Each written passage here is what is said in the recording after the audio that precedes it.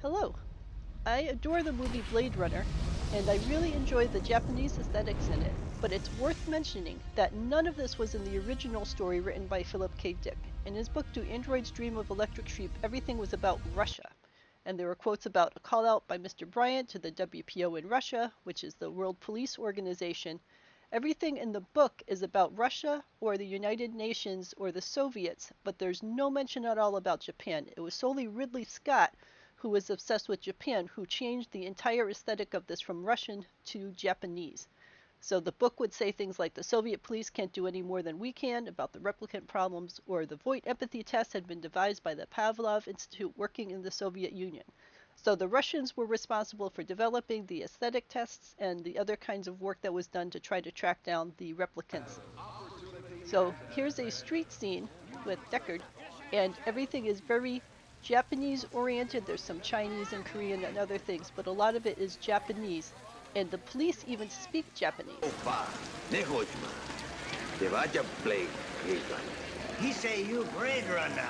Tell him I'm eating. Captain Brian Toga. Enio Mayo. Brian, huh? So that character is a police officer, and he even folds origami and leaves origami animals around as part of the plotline. And that was all also invented wholly by Ridley Scott. That is not at all in the original book series. So there are billboards around that are Japanese or have Japanese themes in them. They reference Japanese companies like Pan Am in the background. The decor, they're drinking sake, they're eating Japanese food. The character Deckard knows how to use chopsticks. So there's all sorts of Japanese types of activity going on in this movie series. You get a quick shot of Chinese-Japanese lettering on the side of the car there. So all the police cars are labeled with Japanese characters, or there's some sort of Asian characters. The billboards around have Asian-style dragons and Asian-style characters on them. There was a mention of Atari there. On these pillars, you can see that there's Japanese-style characters marked on all of them. And on the storefronts, they have Japanese-style characters. So the aesthetic is everywhere. It's just not a minor mention.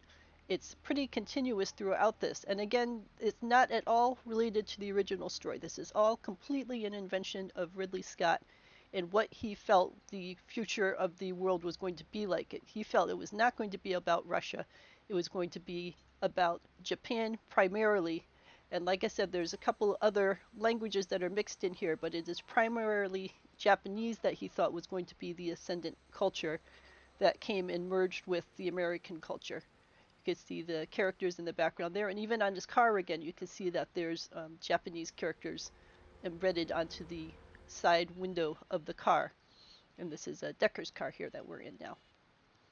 So the very end of the movie, again, has him picking up the origami unicorn, which reflects the dream that he has, and it indicates that he's probably a replicant, an android, and he's going to go on with his life with his fellow android.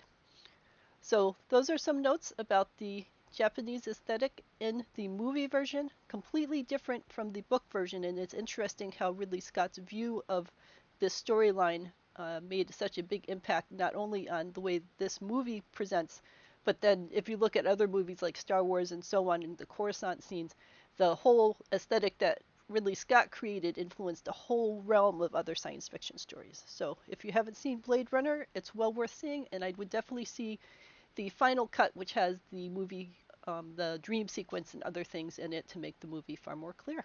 Ask with any questions.